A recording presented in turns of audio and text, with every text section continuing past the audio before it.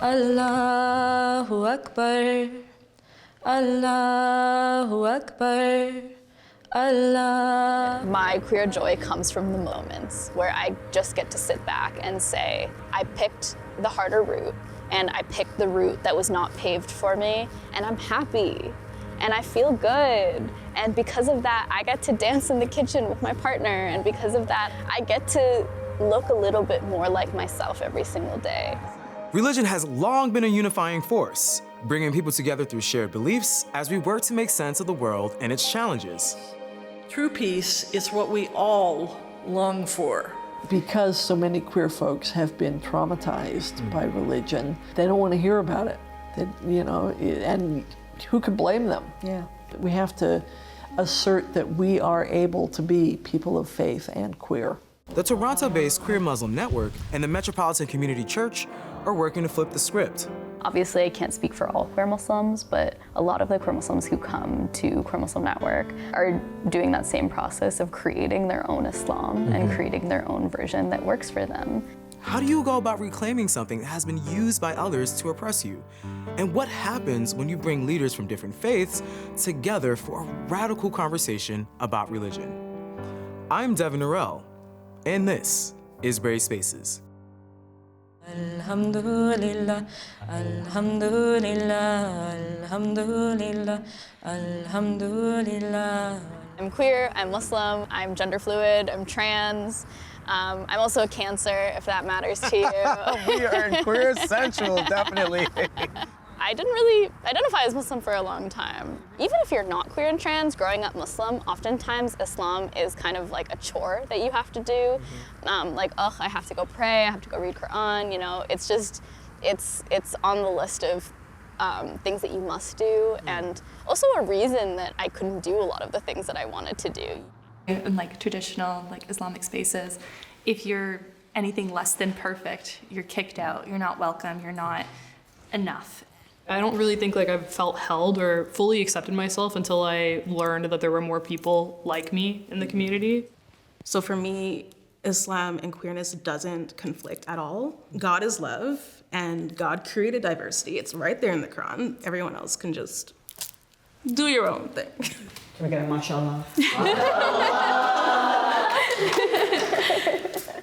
The sacred texts of Abrahamic religions like Islam, Christianity, and Judaism have been interpreted by many to denounce homosexual behavior, sometimes even criminalizing it.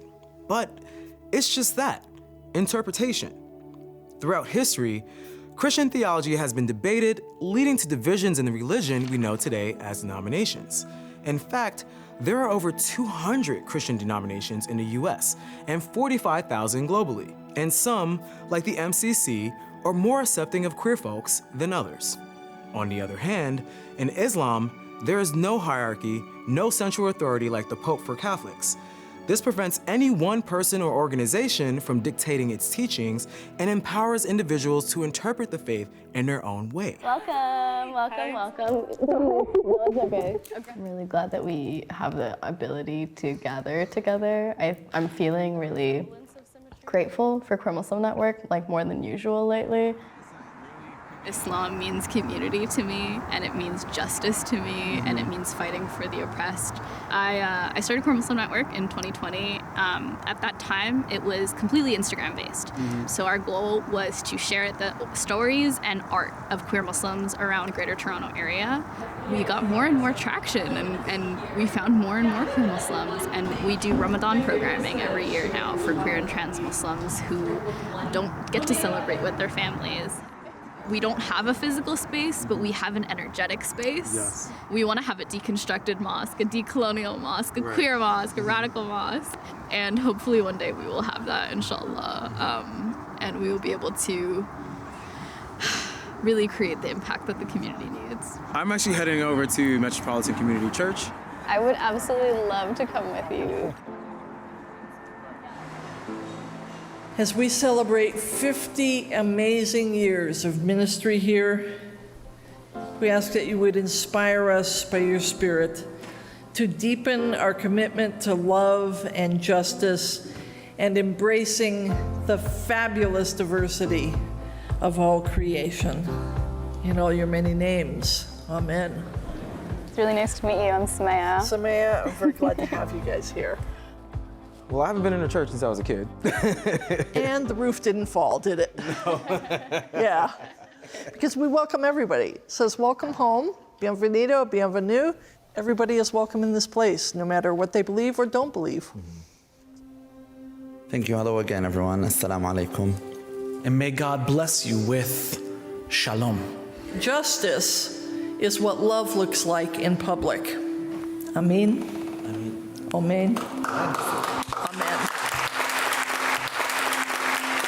It's been a long and winding road. It's been an interesting history of queer rights here in Toronto and in Canada.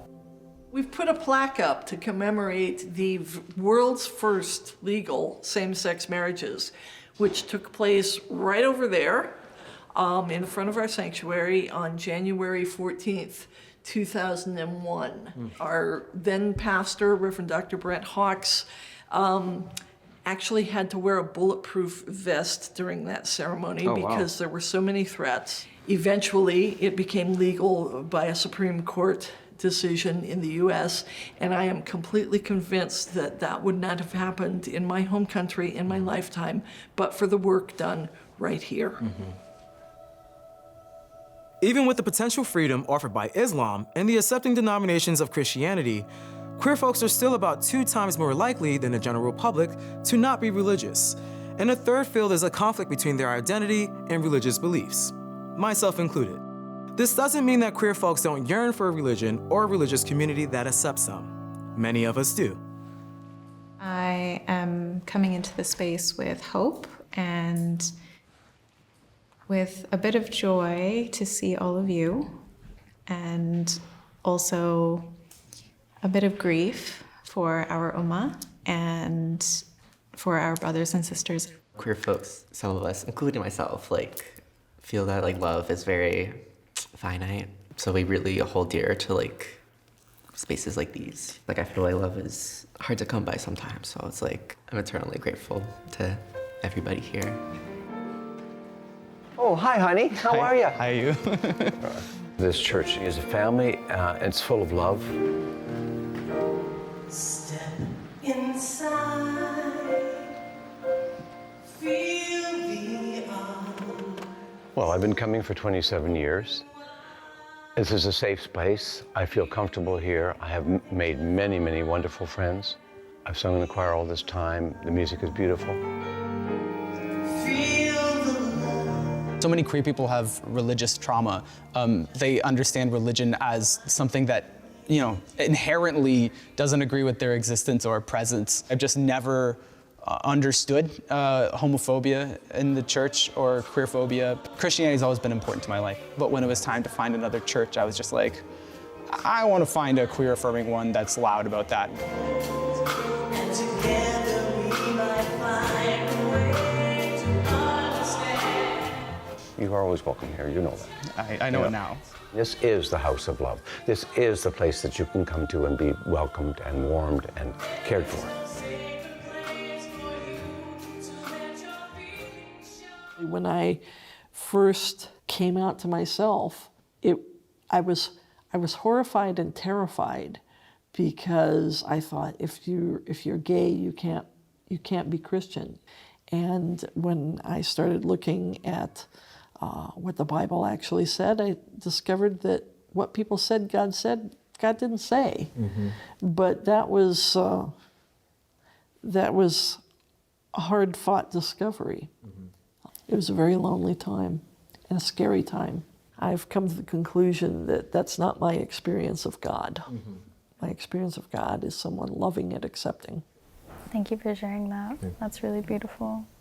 It is such a gift to have, the mindset of a queer person. You are no longer looking at people thinking, I am better than you because I am religious, or, I'm going to go to heaven and you're going to go to hell because I am religious. But more so, I see religion as this is something that causes me comfort and joy and community, and it's a beautiful thing.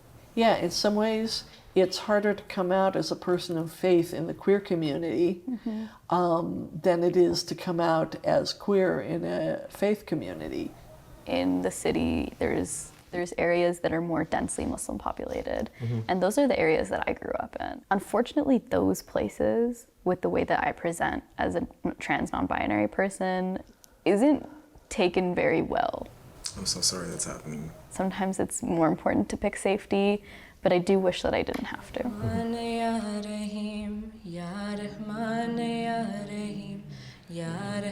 A lot of Muslim communities feel like their faith is under threat, and they feel like queerness is a threat, but queerness is not a threat. Like, we're using queerness as a way for us to connect with Islam.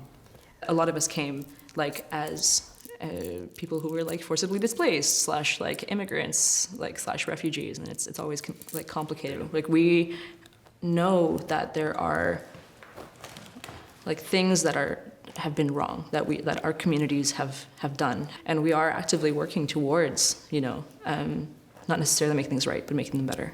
We can't be free until we're all free. We need to fight for like justice everywhere and liberation for everyone. I would love to have advice from you. I don't know if I have anything to give you, but I would love to hear some from you. Well, honey, you are a gift all by yourself. So yes, but I have an advantage over you in that I am more than twice your age. And I envy you the way you are able to be in the world at the age you are. When I was your age, I couldn't. And I guess if I had any advice, I would say that in the great grand scheme of things, I understand there are times you have to choose safety over being your authentic self, but the more I am my authentic self, the easier it gets. And it'll be okay. And if anybody gets on you about that, you give me a call. There's a reason they call me Reverend Duke around here. I'm gonna lead us into Zikr. Are we gonna be chanting out loud with you? Yeah, if you want to join me, I'd love that. Astaghfirullahi Rabbi wa atubu ilayhi. Astaghfirullahi Rabbi wa atubu ilayhi. Clothe yourself with compassion, kindness, lowliness, meekness, and patience. Put on love, which binds everything together in perfect harmony. I will say definitely, for the most part, most of my lifetime experiences with religion have been negative, right? And here you are kind of just forging your own way through Islam and showing that Islam is actually accepting and loving and embraces that and is about justice for queer people too. Sometimes you can't heal until you take yourself out of the place that hurt you. I'm still in that journey of completely accepting myself. Islam allows me to look at the trees and find my creator, and look at the grass and find my creator, and look at you and find my creator. Because Islam taught me that loving other people is worshiping God and is loving God, because we have little pieces of them inside of us. The role that religion has played throughout history cannot be understated. And sure, we've seen the ways it can be a force for hate and division, but also for unity and love. Regardless of some religious institutions' attempts to exclude us, queer folks like Sumaya and Reverend Dina are challenging centuries-old systems. And together with their communities, they're reclaiming their faith and proving that when it is practiced with love and inclusivity at its center, bravery follows suit. So this is what we're making into an interfaith chapel, because we want people of all faiths or no faith to be welcome to come here to meditate. We've got this poster that points out that really everybody has the same message. Yeah. Love one another. And that is our primary message. I love this. I would love to bring you a symbol of Islam. I would love that.